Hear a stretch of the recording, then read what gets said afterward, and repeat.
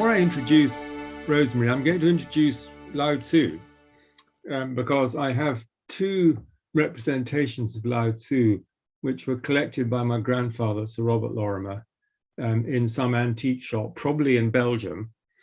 So here's one of them. That's a soapstone one. And then I've got a grander one here, which really needs re-gilding.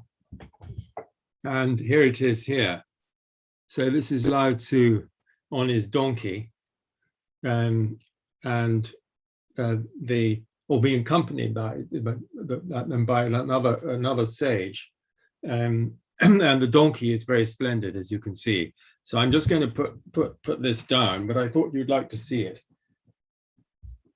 And I must make sure I don't trip over Lao Tzu on my way out of the room. So it's a great pleasure to have Rosemary with us this evening. We did a book briefing together a few months ago, and so you might want to have a look at that as well. We can send the link out also in the recording. And what she's talking about tonight, really, I think couldn't be more important, which is how do we best act in accordance with the harmonious rhythms of nature and the harmonious rhythms of the universe in general. And so the book title is The Divine Feminine Tao Te Ching here, which is with a beautiful painting you can see as well. And so I'm going to hand over directly to Rosemary. And I ought to say that her internet connection is not brilliant. And so we hope that she's going to stay with us, but it's not the best internet connection because she's in a fairly remote place. Rosemary. Well, thank you, David. It's wonderful to be here with all of you. And I love talking about the Tao Te Ching, which I had the honor of translating. I would say that it was the honor of a lifetime to be able to translate such a profound text and to have the experience and knowledge even to be able to do that. It was a life-changing experience to do it. It took 2 years of time spread over 3 years of, in a chronological time. And it was so profound, I hardly have the words for it. Maybe the greatest lesson is not to want to stand out in the world. That's literally part of a poem. And so in some ways, it's kind of odd to be promoting the book online. So I just have to sort of laugh at myself in a certain way. But I do love talking about the Tao Te Ching. And so I look forward to sharing more about it. So I'm going to change to my share screen mode so you can see the PowerPoint that I have made specially for this presentation. I decided to do a PowerPoint because it allows me to let you see the poems while you read them and while I read them out loud. And I'm going to read the poems to you as I talk about some of them. Can't obviously talk about all 81 poems, but I'm going to read them and probably read them twice. And I decided to do a PowerPoint because I know most Westerners are visual learners. And so when we're reading, we're focused on the words themselves. But the Tao Te Ching was more meant to be heard. It's a more like music or listening to the Kabbalah, a cantor intone the Kabbalah in a synagogue, for example, or in a mosque, listening to the Quran. The depth of the Tao Te Ching is actually very auditory and very embodied. It becomes embodied through sound. So I think it's very important for me to read the poem, and then you can, and I'll read them aloud, recite them, if you will, and you can read along. And I would encourage you when you buy the translation, which I hope you do, you will be able to read them aloud to yourself. And this is, I think, a very important thing. And if you can set them to music, even better, or set them to a tone or something like that. So the name of the book is The Divine Feminine Tao Te Ching. And I say Tao Te Ching. The D and the T in Chinese are between our D and T in most Western languages. So sometimes you'll see it or hear it pronounced with a D, Dao De, rather than Tao Te Ching. But that my preference is Tao Te Ching. And I actually try to pronounce it between the D and the T if I can, but my Chinese is, not the greatest. So here in the first slide, what I'm trying to reveal by the image, which is from central China, is how rugged and remote some parts of China can be. And of course, now we tend to see images of Beijing or, Shanghai or something like that. So we don't tend to think of Chinese culture as rooted in the country. And so I wanted to start with this particular slide because the Tao Te Ching was probably compiled by hermits who lived in the wilderness, in the wild, and came into the villages, perhaps at night, for provision, to sit around the campfire and encant poems such as those found in the Tao Te Ching. But they lived probably in a very rural and remote area. Probably not as remote as this, but and wild as this, but this comes from central China in the part of China where the Tao Te Ching originated. So the next, oops, not working. Oh, there we go. This is where I live. I thought I would give you an image. I live in the country, and as David said, my internet, can sometimes be a little iffy because of that. But I live in the country, obviously not in as rugged an area as the earlier photo, but this is what I look at. This is out my front door, this image. So here's the cover of the book, The Tao Te Ching, a new translation and commentary, The Divine Feminine Tao Te Ching. I also did the calligraphy, which I can talk about later if you like to hear about doing the calligraphy. Two of my characters are up on the top right. The first means, at the top, means Tao, and the second means ancient female. So I was very grateful to my publisher, Inner Traditions, for creating such a beautiful book cover. Okay, so what allows me to translate the Tao Te Ching? I'm not Chinese, I don't speak Chinese, but I can read Chinese, at least basic ancient Chinese, because I lived in Asia in the late 70s. And I got to Asia because I was teaching at a very fine private university in the United States, in North Carolina, Wake Forest University. It's a very fine private university, but I was hungering to be and to live in Asia. So I resigned my tenured position and left for Asia by joining the University of Maryland Asian Division. Now, the University of Maryland has the major contract with the US military services for providing education, college education, to men and women in the military services. So I was able to teach psychology, which I had been doing for a couple of years, and also live in Asia at the same time. And I think when I look back on my life, that job, that 2.5 years that I spent in Asia was one of the most fulfilling and illuminating time in my life. I certainly came back a very different person than the person who went to Asia several years before. It was as if immersing myself in Asian culture and living with South Koreans and Japanese, and then traveling throughout Asia in that time period on vacations between academic terms.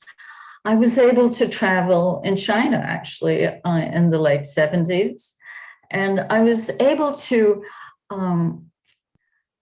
immerse myself in Asian cultures. And that's exactly why I took the job. It was a mind transforming, a psyche transforming experience. And I think what happened to me is I learned what is the basic lesson of Taoism, which is in Chinese, Wei Wu Wei. And I will talk about Wei Wu Wei later, but all I will say now is that Wei Wu Wei is learning to accept things as they are, not as I want them to be, and to act spontaneously in the moment without expectation or thinking about whether I'm going to be appreciated or liked for what I do. And this was the advice that the Tao Te Ching gives all of us to act spontaneously, and also gave the same advice to the king. And I will try to talk about that a little bit later.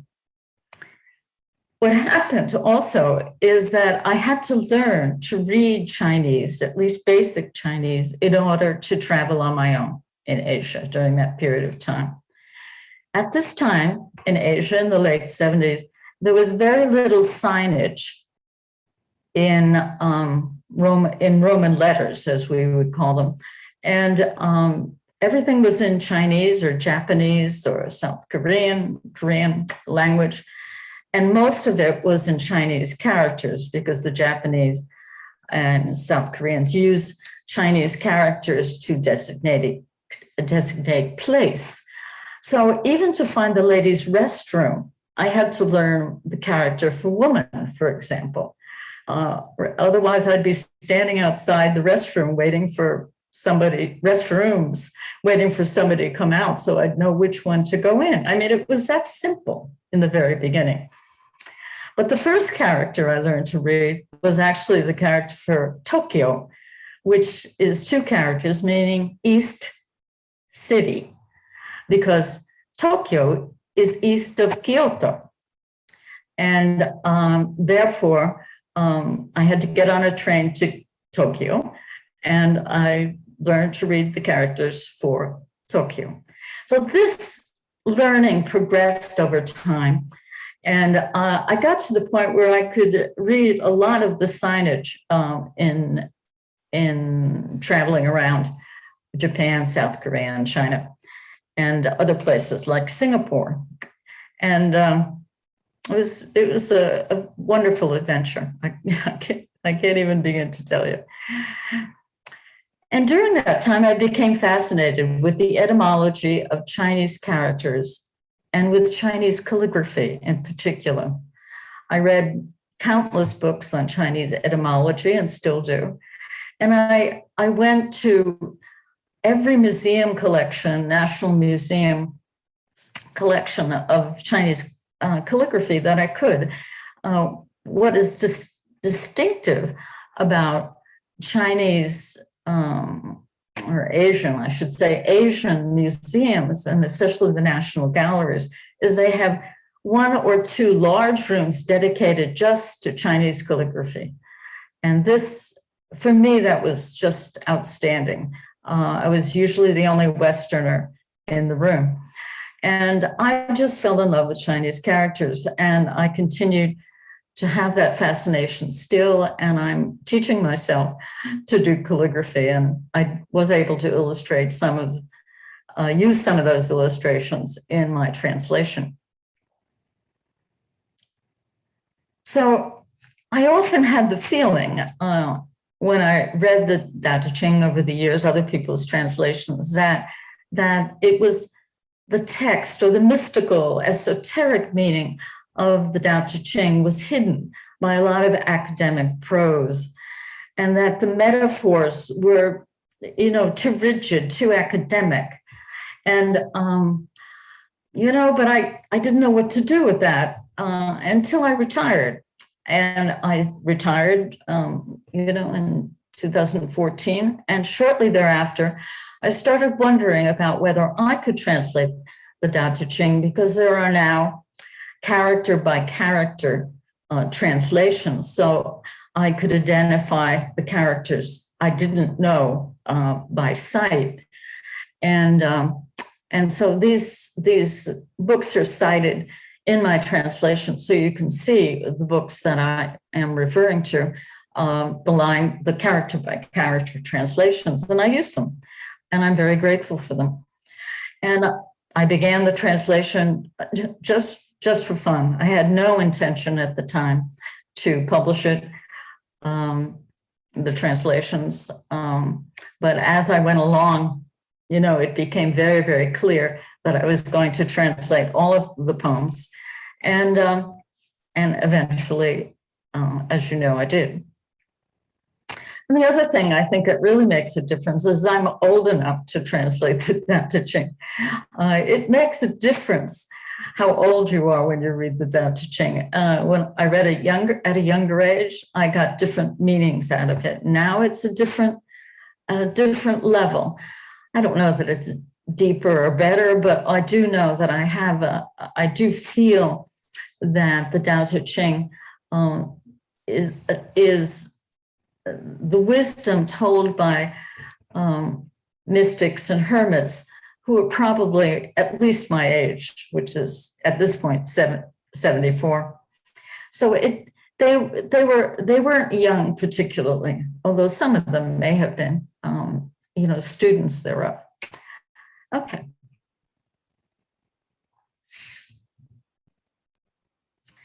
So these are, for me, a set of questions that I would like you to sort of keep in mind as we go through some of the poems.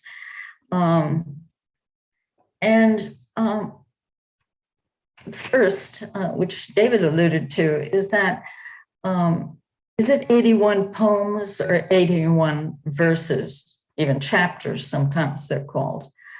For me, they're poems, because I came to the conclusion as I was reading and translating that the metaphors used and the rhythm of the text, the Chinese text, was such that these were meant to be poems at least recited, if not sung aloud in group situations.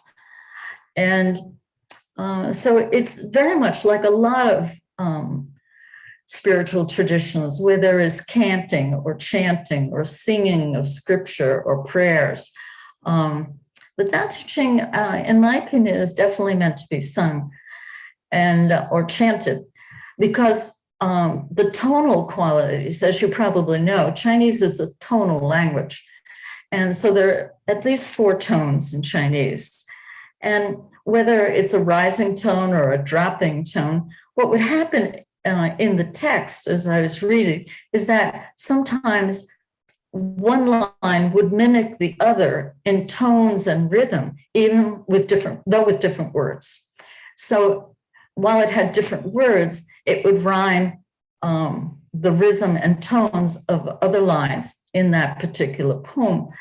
And I couldn't, I just came to the conclusion that this was meant to be chanted or sung. So I had translated them as poems or even as song lyrics. And I do hope somebody at some point sets them to music. That would be great.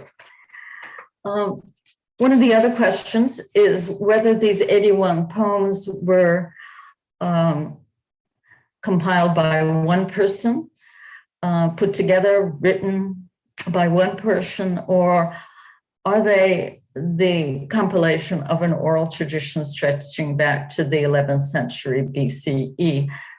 And I tend to favor a fairly common idea now that it was the oral tradition gathered these poems together.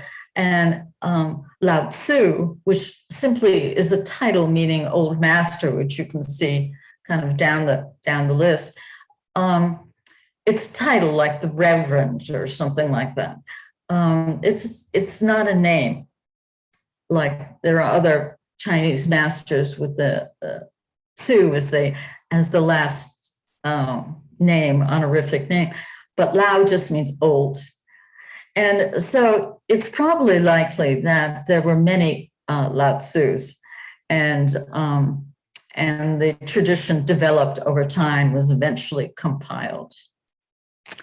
There's also a lot of speculation as to whether there's a shamanic background for the text, that the 11th century BCE is very close to a shamanic era and a much more matriarchal culture in China than when the text was eventually written down.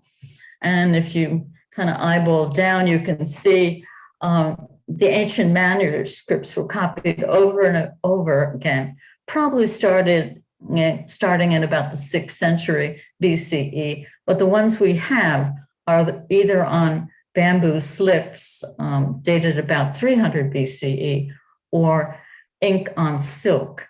And silk is a very robust fabric. If you've not done a lot of sewing, silk has endured all these times. So these are based on excavations of ancient manuscripts. And the two that I'm referring to here is called Mambuti and Gideon. And I think I have a slide of that. Yeah, there they are.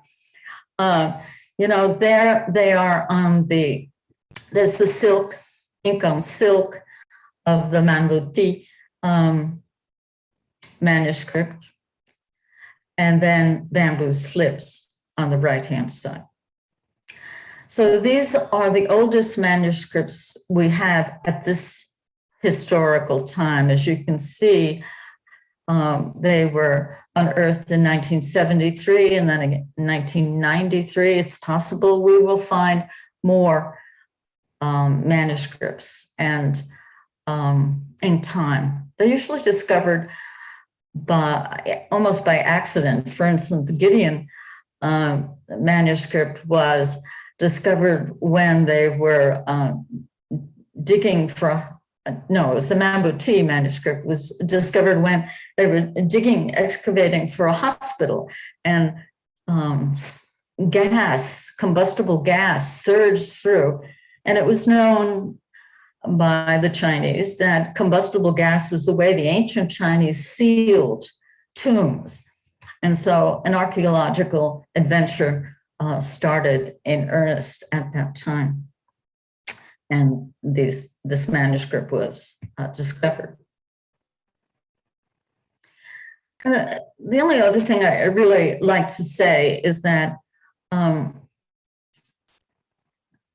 was it the Dr. Ching, the question, treatise for kings on how to govern, or was it spiritual advice for people, ordinary people like you and I are? And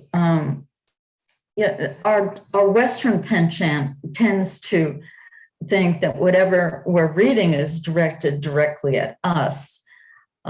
It's a story for us to imbibe, but there are many scholars, many Chinese scholars who, know the history better than I do, who think that the Tao Te Ching was actually written for the king or for kings, and with the idea that if the king governs the country according to the way of the Tao, then everything will go well, because the king stands between heaven and earth. Literally, the character for king is 3 horizontal lines, one meaning heaven, one meaning the king, and one meaning earth, and then a vertical line connecting them, meaning that the king is the one who stands between heaven and earth and directs the people.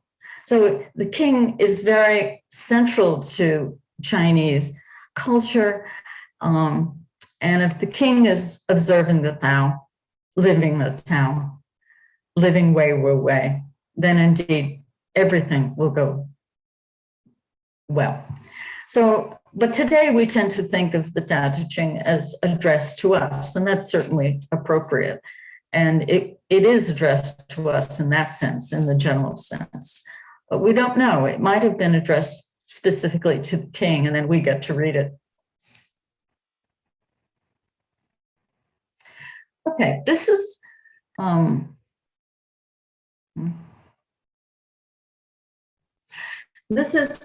number 1.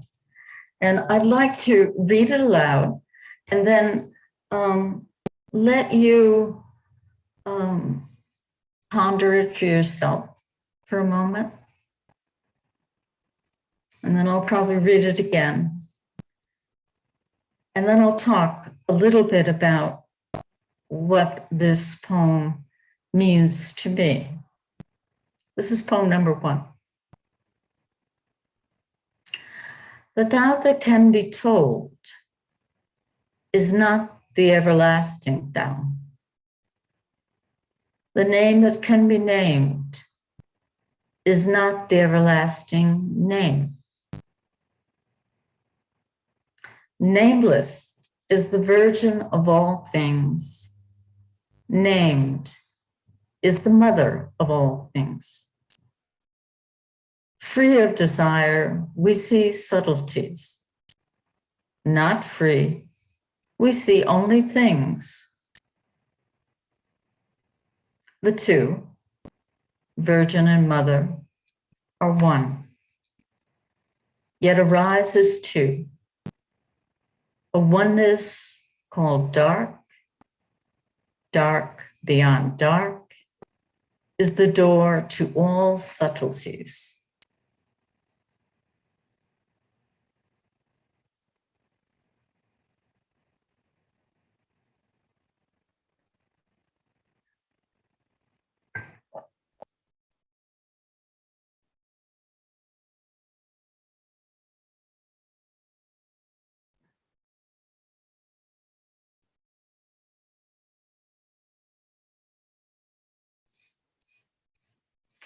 The Tao that can be told is not the everlasting Tao. The name that can be named is not the everlasting name. Nameless is the virgin of all things. Named is the mother of all things.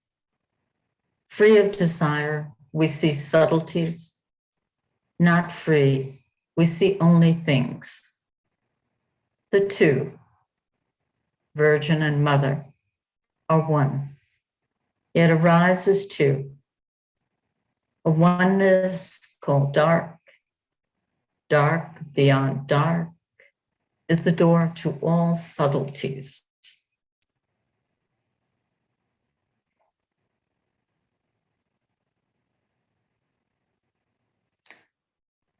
Now, it's obvious to me that this poem, which is now called poem number 1, was placed at the beginning of the collection for very good reason. It essentially summarizes the entire book, all 81 poems. It points to what the Tao is and what it is not. It points to the nameless and the named aspects of the Tao. But all of it is done in metaphors. So at some point, some compiler or editor took, I presume, took all these poems and gathered them together and ordered them in some fashion. And this poem is not randomly put as the first poem. It's to me obvious that this poem was selected to go first by someone in ancient China a very long time ago. Now, the Tao that can be told is not the everlasting Tao. The name that can be named is not the everlasting name. In a sense, is a caveat in Western terms. It's saying we can't describe the Tao or the nature of the Tao. So it's kind of a caveat, and it kind of begs the question as to whether why write 81 poems about something you can't talk about, can't be put into words. And that, of course, is the genius of the Tao Te Ching. It does put it into words. It does point through metaphors. And Chinese characters are often metaphors in their own nature, pointing to that which is ineffable, cannot be said directly. So the Virgin is nameless, and the Mother is named. This is a very important distinction from the point of view of metaphysics, modern metaphysics, because what we cannot name is usually referred in metaphysics and philosophy as the transcendent. And what is named is the manifest, so the transcendent and the manifest nature of creation. So the Virgin is that which we cannot name. She is beyond naming.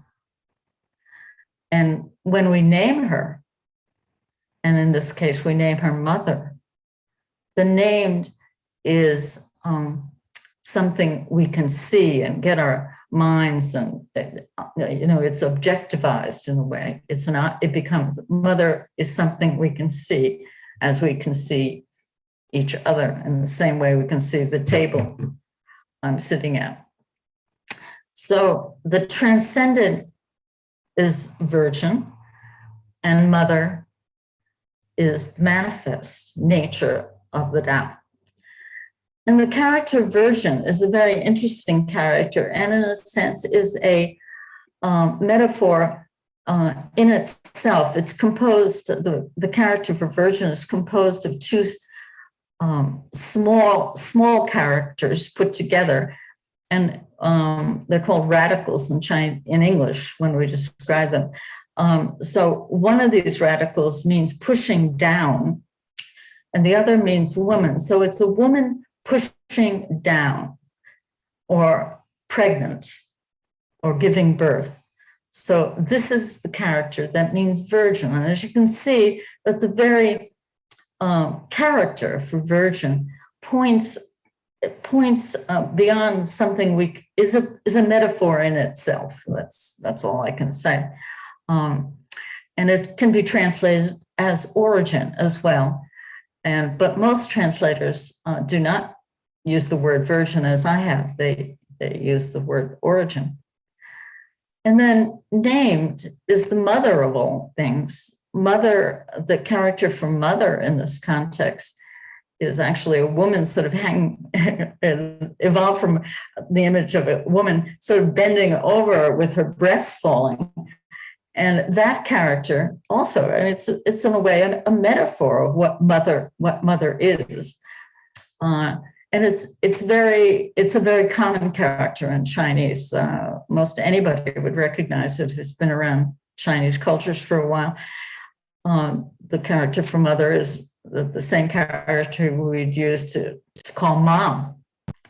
Hi, Mom.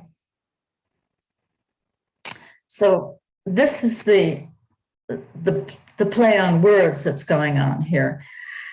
And I'll talk a little bit later, perhaps, about what naming does. That to be nameless is in itself transcendent.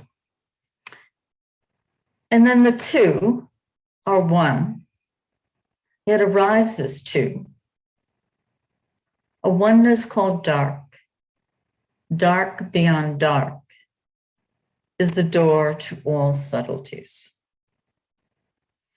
And here again, it was my love of Chinese etymology that allowed me to understand that dark in this context does not mean sinister or foreboding or negative. The character is literally composed of silk threads twisted around one another, which hide the meaning. So, in other words, when you're trying to see through this twisted assembly of threads, what is behind it is hidden. So it doesn't mean dark in the sense of sinner, but in terms of hidden or esoteric. A oneness called dark, dark beyond dark, is the door to all subtleties. And if you can see through the dark to the subtleties, you are able to see the virginous nature of creation, not only the mother. So these are very important distinctions, and I've gone into some detail about them because I think that allows you to see how the etymology and understanding of the characters themselves allowed me to deepen my own translation and my own understanding. Now, this is the poem number 6, that completely turned me around and made me decide that I was going to use the pronoun she rather than it, which is traditionally used in translating the Tao Te Ching from Chinese to Western languages, English specifically. And traditionally, translators have used it. Occasionally, they will use she in a poem like this one, poem number 6, because the reference is so blatant to the feminine. But for the most part, it and its is used to describe the Tao. But this poem completely turned me around, and I never was able to quite recover and return to it. So throughout the translation, I refer to the Tao as she and her.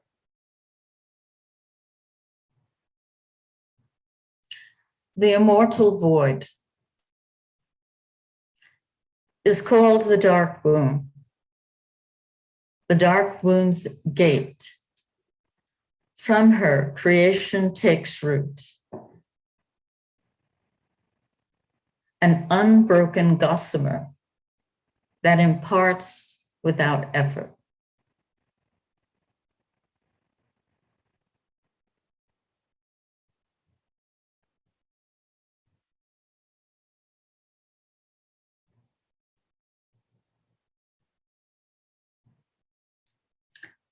The immortal void is called the dark womb, the dark womb's gate. From her, creation takes root, an unbroken gossamer that imparts without effort.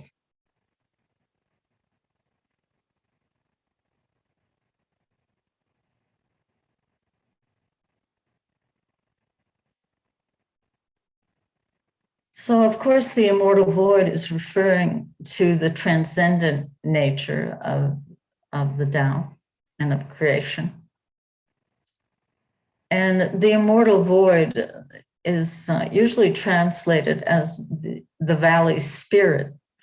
But as I went into the etymology of the characters relevant here, it became clear to me that the character usually translated as valley was meant to be a void, because it literally means something covering a void, a mountain covering a void, or I'm drawing them as Chinese people do when they're talking to you about Chinese characters. So it's kind of a covering over a box, if you will. So it was that which cannot be seen. It's a void, emptiness. And then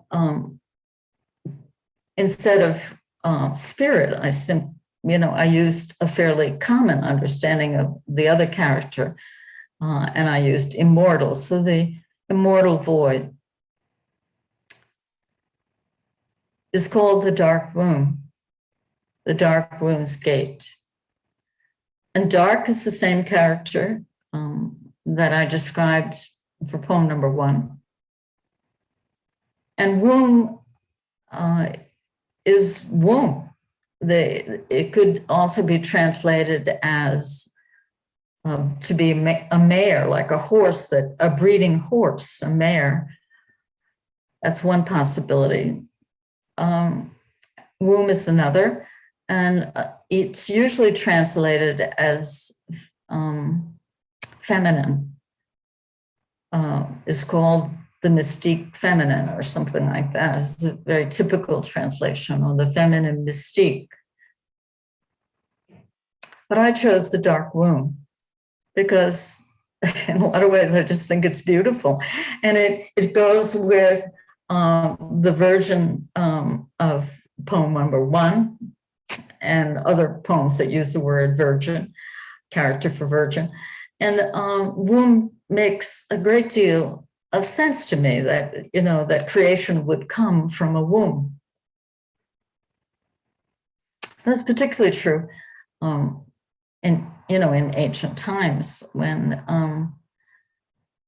it was not necessarily understand the male's role in procreation, but creation came from within inside a woman's body, from a womb. From her, creation takes root, an unbroken gossamer that imparts without effort. Well, this poem completely turned me around in terms of my understanding of the Tao Te Ching, that it was emanating from a void. The void could be called a dark womb. From that, creation takes root and then continues like a gossamer that imparts without effort, endlessly, without any hesitation. No matter how much you draw on the dark womb, creation goes on and on and on. It's inexhaustible. And this, of course, is the nature of creation. We don't know what's going to happen with climate warming, for instance, how we are going to respond, but may make a big difference. But creation will go beyond whatever happens to us. I mean, that's a given from the point of view of the Tao Te Ching, anyway. So this is just simply the character often given for Tao. I put it on the screen because indeed the Tao is symbolized by light within dark, dark within light, and in a circle, which, like the Chinese enso, the circle representing emptiness, that for the Chinese point of view, this represents an inherent balance.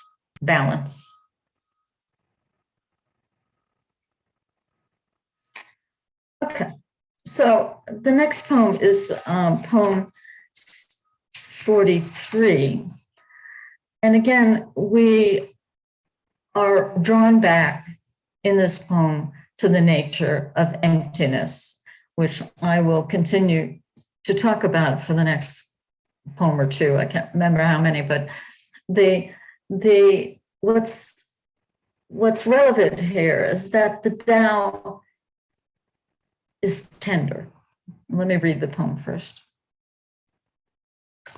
The world's most tender thing surpasses the world's hardest thing.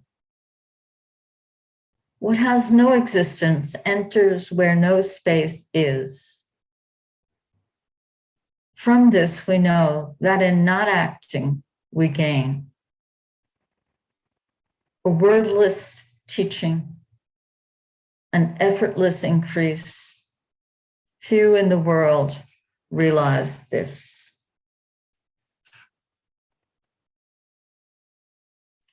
There's hardly anything to say. I mean, it's so obvious. The world's most tender thing surpasses the world's hardest thing. What has no existence enters where no space is. From this we know that in not acting we gain, in wordless teaching, an effortless increase. Few in the world realize this. So it's so obvious that few of us humans understand how it could be that the world, that the Tao, which is the tenderest, the most tender thing, surpasses the world's hardest thing. So in not having existence, it enters where no space is, the void. From this, we know that in not acting, we gain a wordless teaching, an effortless increase. So in not acting, we gain. So it's not that we don't act. When we get to Wei Wu Wei, I'll talk a little bit more about this. We do act, but we act spontaneously in accord with the situation, not as we plan or as we manipulate or through multitasking or any of that sort of thing, but just spontaneously.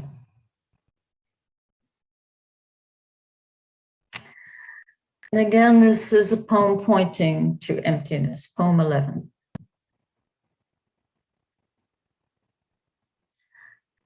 Dirty spokes join to a hub, but emptiness at the center gives a wheel purpose. Shape play to form a pot, but emptiness at the center gives a pot purpose. Cut out doors and windows to build a house, but emptiness at the center gives a house purpose.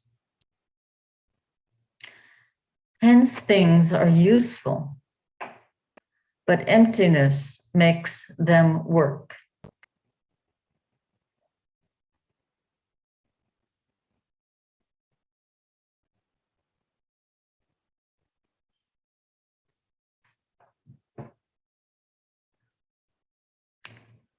"30 spokes join to a hub, but emptiness at the center gives a wheel purpose. Shape clay to form a pot, but emptiness at the center gives a pot purpose.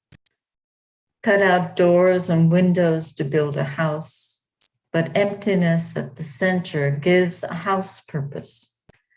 Hence, things are useful, but emptiness makes them work."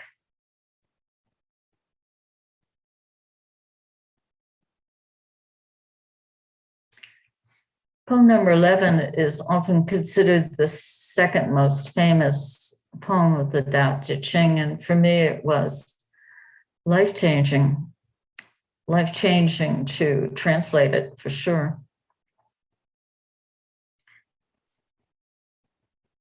What is constantly being referred to here is that emptiness at the center makes something work. And one of the things that was very useful to me was Red Pine, another translator of the Tao Te Ching who I much admire, pointed out that in central China, when the Tao Te Ching was composed or compiled, houses were often carved into hillsides. So you'd have a hillside and you'd cut out the doors and windows and clear out the middle to make living space, so that it was cutting out to make the inside empty that built a house. So that the text here, cut out doors and windows to build a house, is very literal. It's not, esoteric even, it points to the esoteric, but it's not in itself esoteric. And the same thing with the wheel and the emptiness. It's the hub, the movement from the center out that makes a wheel work, and so on. So it is, and then of course it refers to the fact that that's true for everything. It's emptiness that makes our actions work. That's what the Tao is. It proceeds from emptiness. And that brings me to Wei Wu Wei, which I've referred to several times. This is the most basic aspects of the Tao Te Ching. And here are the characters: Wei, Wu, Wei. The middle character means empty. And so we have Wei, which means act. And then the second character means no. And then act again. So act, no, acting. Do, no, doing. Acting, no, acting. And the character Wu in the middle became eventually, when Buddhism entered into China from India, of course, the middle character there, Wu, became the character for emptiness in Buddhism. And then it became very, extremely well known, used over and over again. So Wei, Wu, Wei, acting, no acting, doing, no doing, could be translated act without acting, or emptiness, no acting, acting, or, it's just all kinds of ways. And there are many ways to translate this particular phrase, Wei, Wu, Wei, doing without it. I'm usually translating it as acting, no acting, or doing, no doing. And here's the middle character again for Wu. It's, again, a very famous character in Chinese culture and Japanese culture because it came to refer to emptiness in Buddhism as well. And here's my own calligraphy. So this is the character that uses, that is used for emptiness in my own hand, and it is one of the illustrations in the book.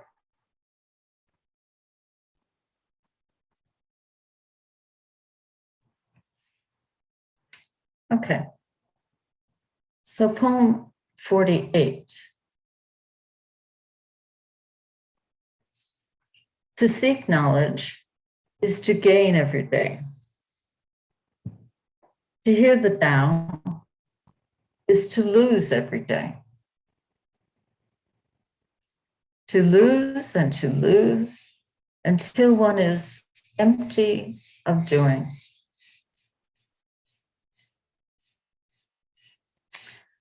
Wei Wu Wei means nothing not done. To control the world is to be empty of doing. Those who are busy doing cannot control the world.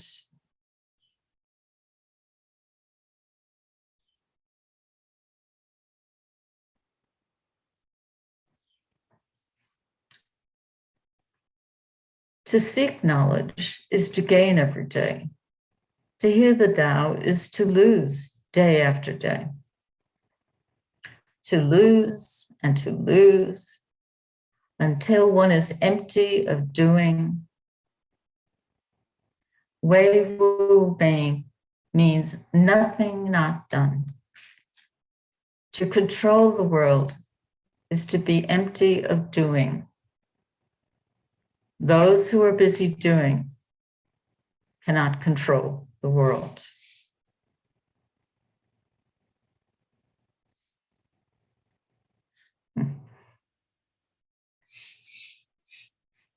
I ask myself, will I ever get there? Will I ever get there to empty of doing? This is a great challenge for us in modern times, probably in any time.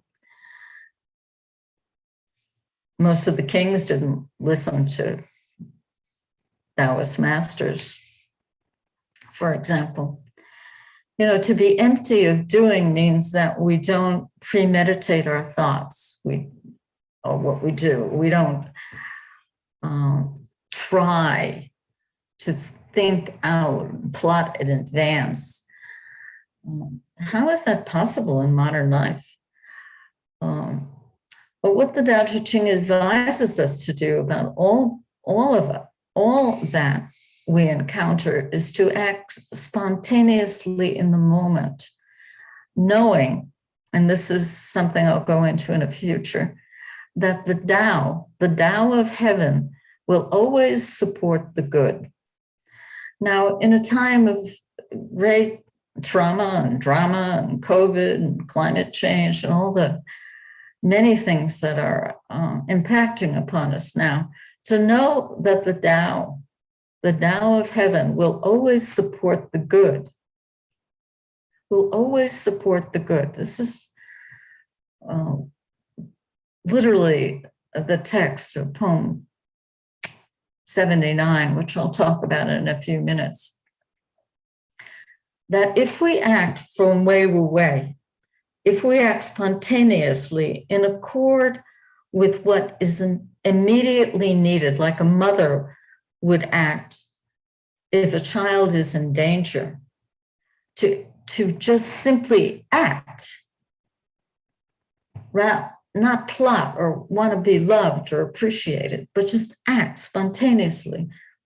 We are then supported by the Tao because the Tao supports the goodness in any action. And for me, to know this is extremely comforting in a time of such drama and change and political uncertainty.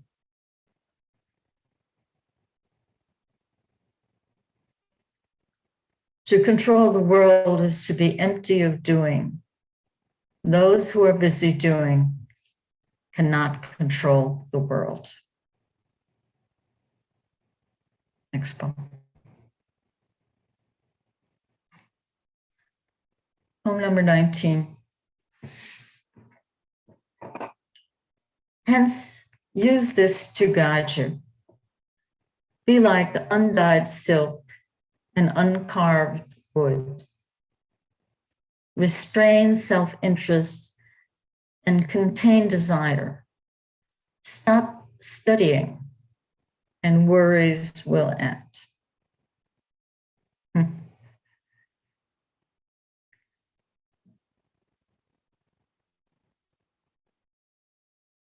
Hence use this guide, hence use this to guide you. Be like undyed silk and uncarved wood. Restrain self-interest and contain desire. Stop studying and worries will end. Now, undyed silk and uncarved wood are referring to silk and wood in their natural state, not silk as in made into glamorous garments, but raw silk, which is tough. Raw silk is a very tough fabric, very sturdy, very resilient. And the same thing with uncarved wood. In this context, it's before something is named or before something is carved into an object, its natural state is what we are led to be guided by, to be like undyed silk and uncarved wood, that we are in our natural, organic, if you will, our natural organic state. And therefore restrain self-interest and contain desire. Stop studying, all that studying, and worries will end. Yeah. It's not referring to studying as in just, it's the intensity of studying that we think we're going to learn by studying. It's actually to return to the state of undyed silk and uncarved wood, which allow us to learn wisdom, not just about things. Okay, next. And this is just an image. It's a labyrinth. It's a rock cross section that allows, that this is another way of talking about the Tao, but going into the center and then coming out spontaneously with action.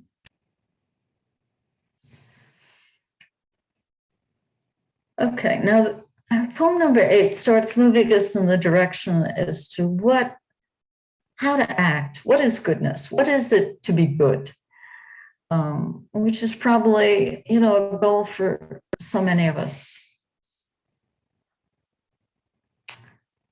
Poem 8.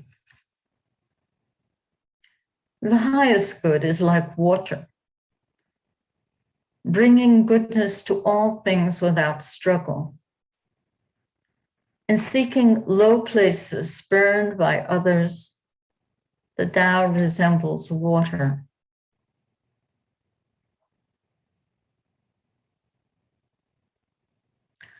For a house, the good is the land. For the mind, the good is depth. For relationships, the good is kindness. For speech, the good is trustworthiness. In government, the good is peace. In work, the good is skill. In actions, the good is timing. Above all, do not struggle. Remain without blame.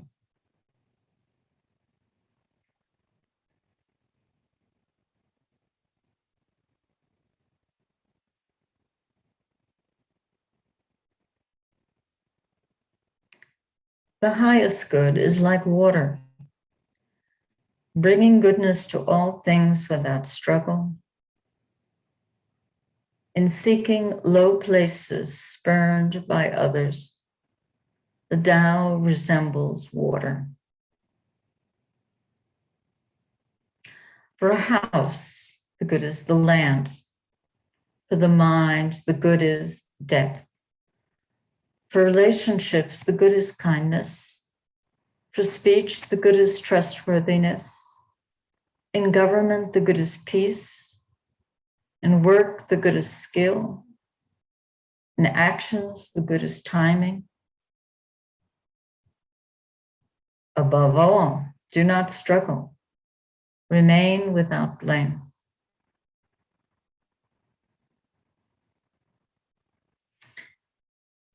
Each of these stanzas, if you will, are poems in themselves, probably kind of assembled in some way, compiled as one poem.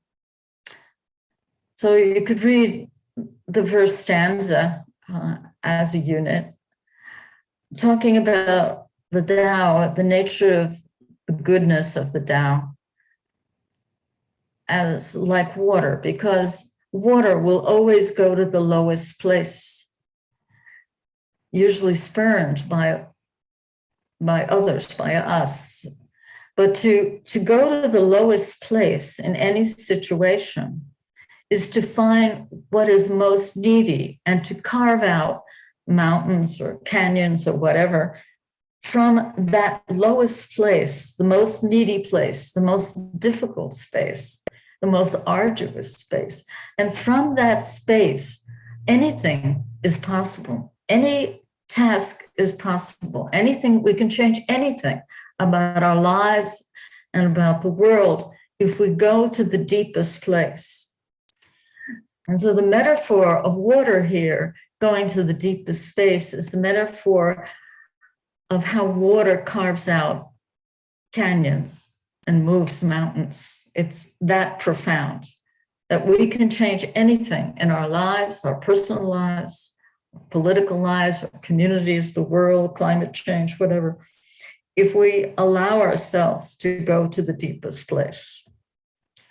And from that place, we act spontaneously, wave away. And then the second stanza talks about good as related to the house, mind, and so on. And you could focus on any of them. For instance, the first, the house, the good is the land. A house without the land is meaningless. A house without relationship with the land is also meaningless. To protect and honor the land is to make the house valuable. This is all about what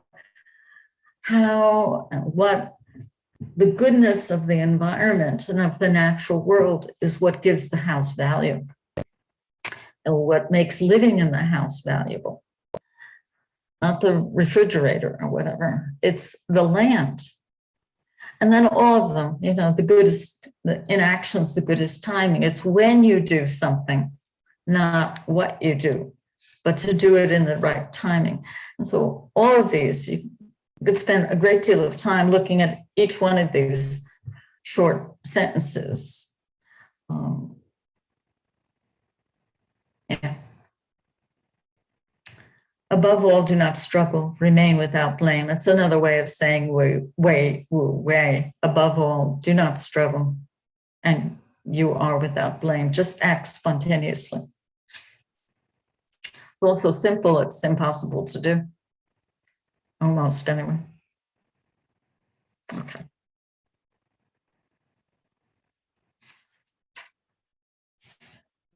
Poem 27.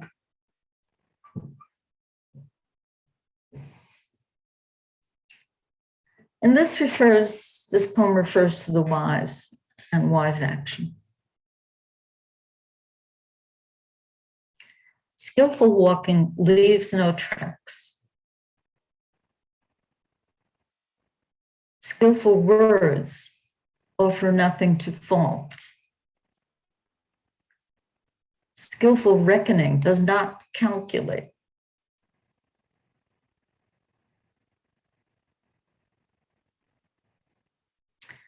Hence, the wise are skillful in rescuing others.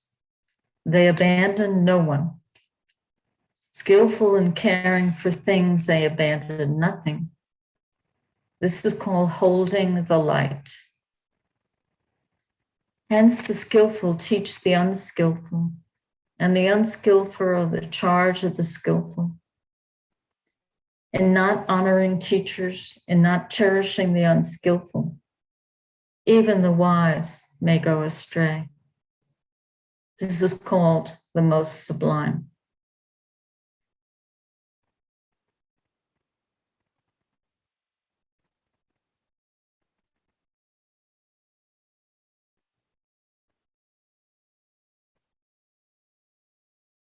Skillful walking leaves no tracks.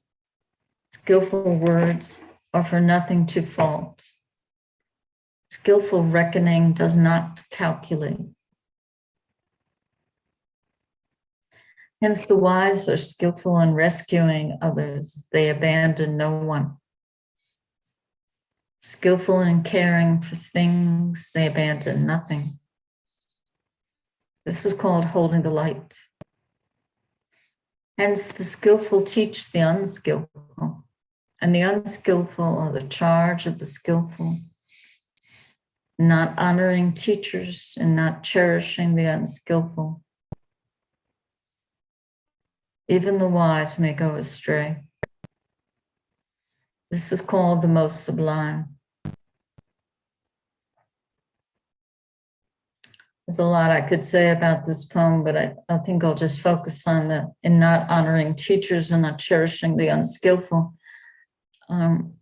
Any of us who've been in spiritual communities for a while know that this is often what happens with teachers. They don't honor their own teachers, and they don't honor those who are unskillful. But the wise always honor their teachers and cherish the unskillful, take care of the unskillful. This is called holding the light.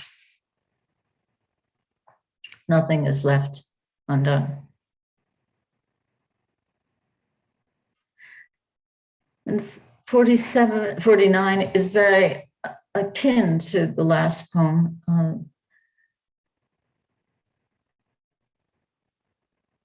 The wise have no set mind. The mind is joined to the mind of the people. To the good, they are good. To the bad, they are good. Until they are good. To the truthful, they are true. To the untruthful, they are true until they are truthful. The wise live in the world and unite with it. Their mind works in harmony with the world. The people focus their ears and eyes on them, for the wise treat them with innocence.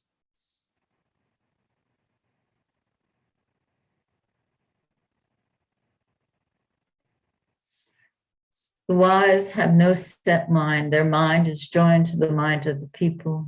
To the good, they're good. To the bad, they're good. Until they're good. To the truthful, they are true. To the untruthful, they are true. Until they are truthful. The wise live in the world and unite with it. Their mind works in harmony with the world. The people focus their ears and eyes on them, for the wise treat them with innocence. So here again, the Tao Te Ching is instructing us that just continue to be good. The Tao of heaven will support the good. And all you need to do with those who are bad is to treat them with kindness, to be good to them.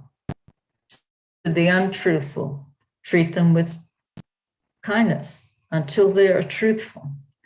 And this is the inherent hopefulness of the Tao and the Tao Te Ching specifically, is that the Tao is there to support the good.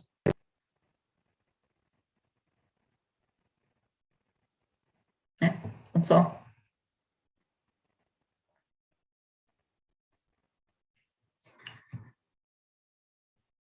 And this last poem that I want to share is poem 79. It was probably the one that shocked me the most, and I had to spend a great deal of time with this poem till I came to at least my own understanding.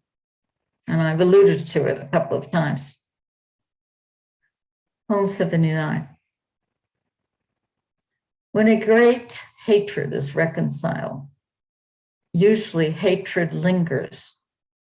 How can this be good? Thus the wise grasp the side of the debtor and make no claims on others. The virtuous manage the accounts, and those without virtue insist on payment. The Tao of heaven is without favorites. It always aligns with the good.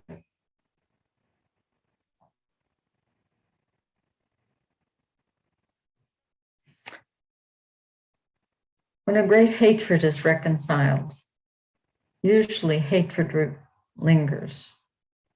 How can this be good? Thus the wise grasp the side of the debtor and make no claims on others. The virtuous manage the accounts, and those without virtue insist on payment.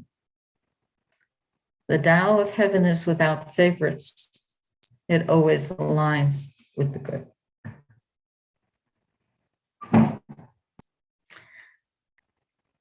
So I really struggled with this poem, the great, and then I started, really struggled. How could I possibly grasp the side of the debtor, as it says in the first line in the second stanza? How could I do that and not go broke? Or, how could I manage my affairs? What does a country do after a war? Do we expect a war debt to be paid by the country that lost, and so on and so on? Our whole culture is organized. Excuse me. Western culture, anyway, is world culture is organized on this kind of logic. And then I started thinking about the nature of forgiveness and apologies. And when I have sincerely apologized to another person, the magic, the mystery that happens, energy is almost exponential and abounding. And I can hardly even remember what happened. when I apologize deeply, or someone apologizes to me, or I forgive somebody else, or they forgive me. The whole idea of grasping the side of the debtor.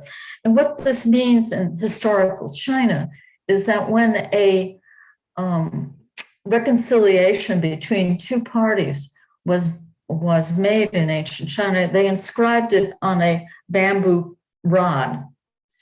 And on the rod, on the right-hand side was usually taken by the person who got payment, and the left-hand side was usually taken by the person who had to pay. But the wise essentially, and then it's cracked in half, but the wise take the side of the debtor in all circumstances. So we are asked in this context always to be the reconciler, to be the one in debt. And if we think about our relationships with one another, not in terms of what others owe us, what a difference this would make. You know, it's not what others owe us, but what our sense of indebtedness to others. And of course, this applies equally to the weather and climate. It is the earth that supports us, air, water. I'm living in a drought area right now. I'm very attuned that I'm indebted to water. So if I protect the water, I am protecting the Tao, if you will. So I am always at the side of the debtor. And if I assume that I'm always in debt to the elements and to the natural world and to my friends, my family and community, then I am grasping the side of the debtor. That was eventually in time, my understanding of this poem. It's a very difficult one, at least for me. And I'd like to hear what you think. So that's the end of my formal presentation. I have some other poems if you have questions, particularly if you have questions about the nature of what the Tao Te Ching has to say about government and what the Tao Te Ching has to say to the king, the ruler, the good of government. Rosemarie, thank you so much. That was a very profound reflection, with the reading and pondering these deep truths, which are the truths of every time and every place. And that's why they speak to us, they speak to me. Would you mind unsharing your screen, or have you got another image to show us? No, I mean, if people have questions, I have other poems that I could show you. This is just what you're seeing now is just a picture of a labyrinth made of seaweed that I took in Rhode Island on the coast one day.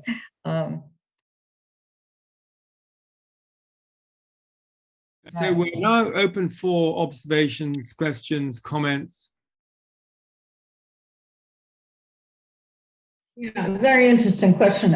You know, I mean, as I said, I think the etymology of gossamer comes from the character is a thread that's very, very fragile, but very, very strong at the same time.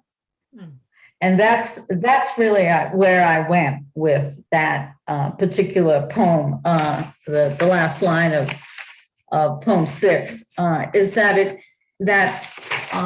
it's not just inexhaustible. It's in the character of creation, coming out of the void, is that it's complete. It's both tender and inexhaustible at the same time. It's that we think it's tender because it's a gossamer, but it's never going to end. Creation is not going to end, even if we go away. life, some kind of life will go on. It may be very different than the one we know. I don't know. How would I know? But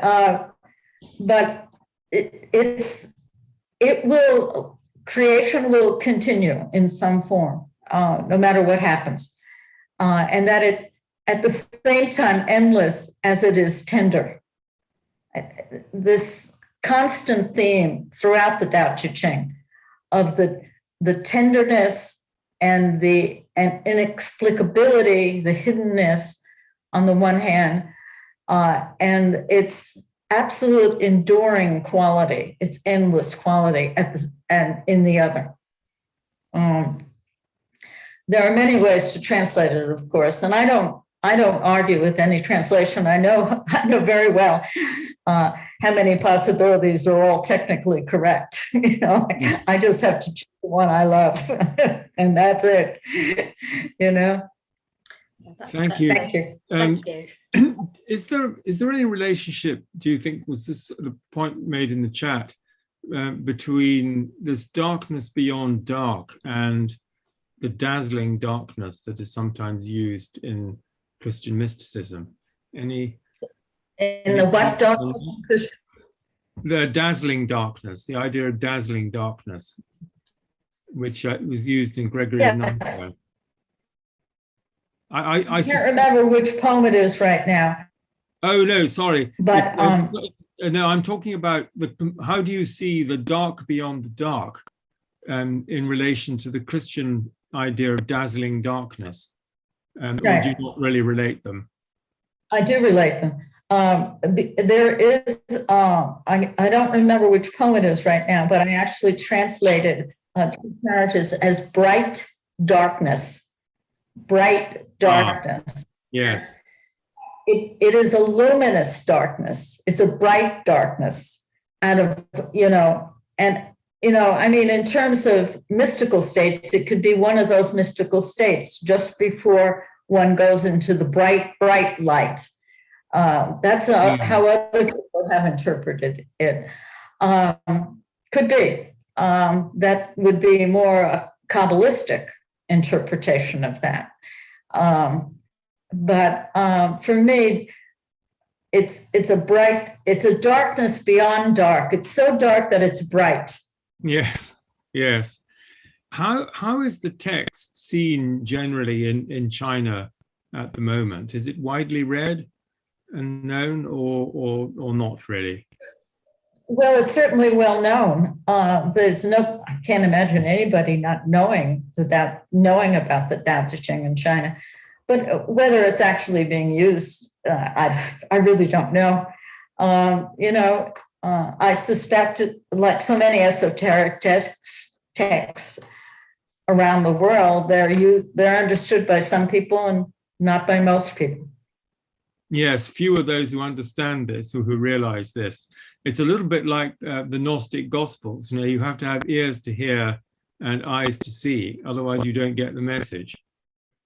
Right, that's right. And then what's very striking, I think, for me anyway, just thinking about the governance idea and the kingship, and I love the idea of the representation of the king with the three lines, which is also the masculine, the unbroken lines in the Tao Te Ching. Sorry, in the Yi Ching. The idea that governing is really steering. I mean, that's what it literally means. Gouverner is to steer in French. The gouvernail is a rudder. And it's not imposing and interfering. Whereas I think that our government thinks of itself now as much more in terms of this kind of top-down management, especially in what we've been seeing in the last 18 months. Any reflections on governance, in the light of, I mean, you have said something about it, but you'd like to say a bit more?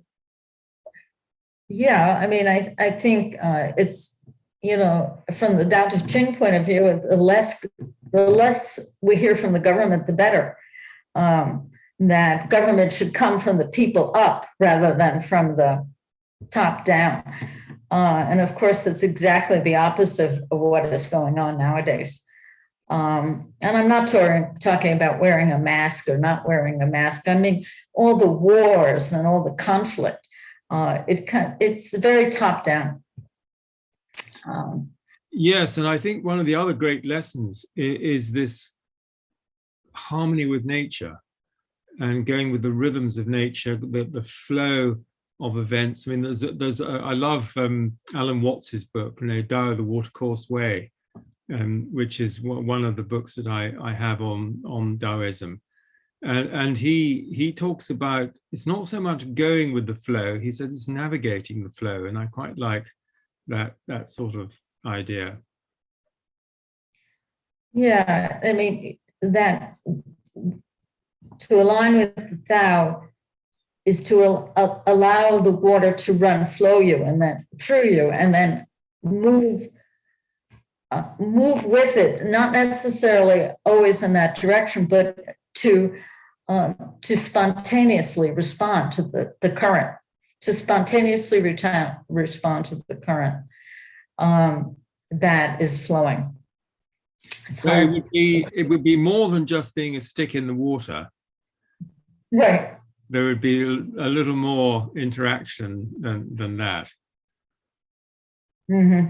Mm-hmm. And how does your understanding of the Tao affect your daily life and how you go about life? Well, especially now that I'm in retirement, I do less and less in a certain way, and less ends up being more and more. I mean, because I do less, I get more done. That's important. I mean, I really don't push myself anymore the way I used to. I'm a Scandinavian American. I'm used to work, and my whole culture is about working and hard work, and not anymore. Partly because I don't have to make a living technically, but so I'm kind of off the hook. But what I find is when I do less, technically less, and rest more and just be, I end up getting done more things that are genuinely important to me and to the world. It's hard to, yeah, it's ironic, but there it is. No, that makes a lot of sense. I think that's good advice for those of us who haven't got to that stage yet. Less is more. Who else would like to come in? Where we have not, but nobody's got their hand up at the moment. But is anybody who'd like to?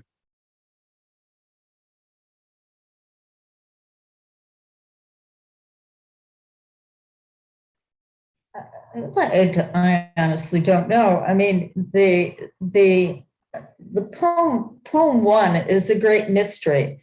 It opens up, and I think, as I said, tries to overview the entire text of the Tao Te Ching in some ways, in a lot of ways. And it's not, I guess there's no finality to any of this. I mean, in the Tao Te Ching, there is no bad per se. There's no moralizing in the Tao Te Ching. There's no picking out people who are bad and punishing them. There's none of that theological kind of thing that we find in so many modern religions, at least Christianity, which I know the most about.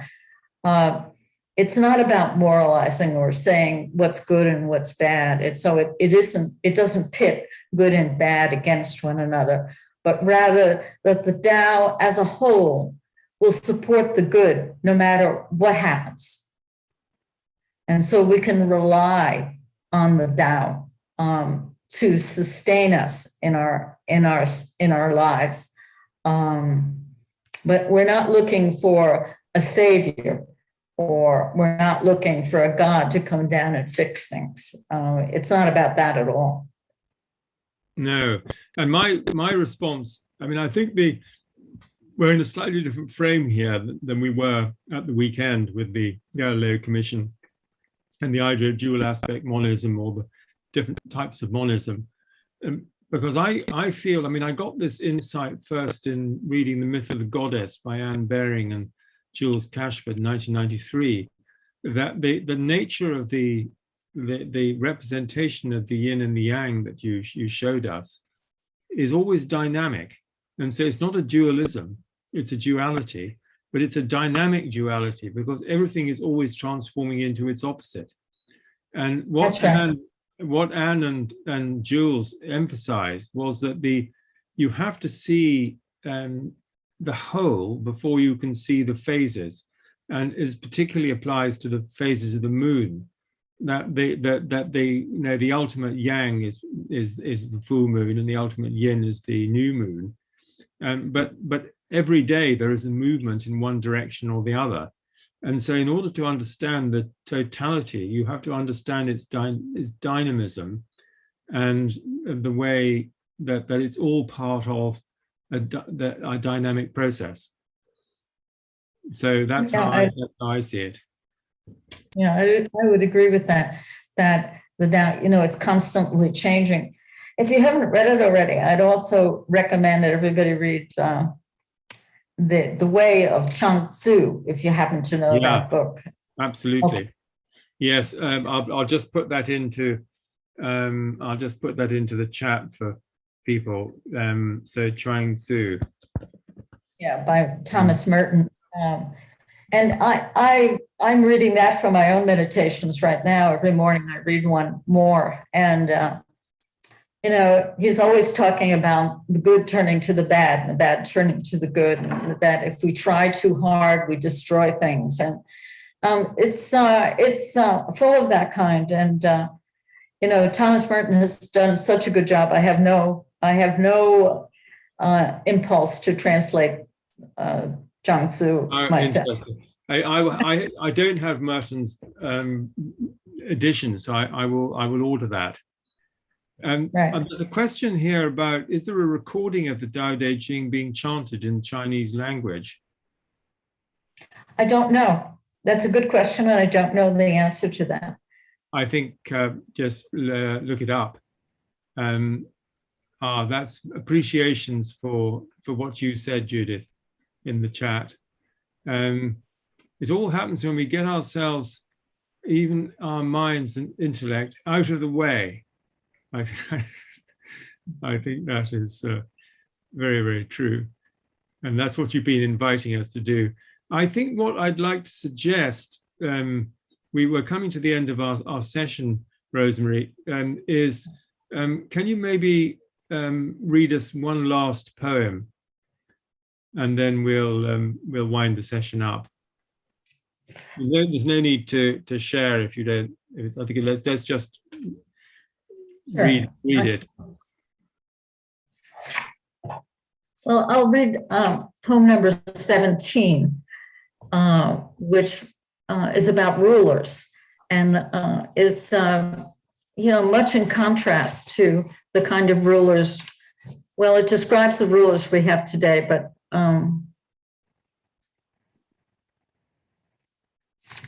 great rulers are unnoticed by the people.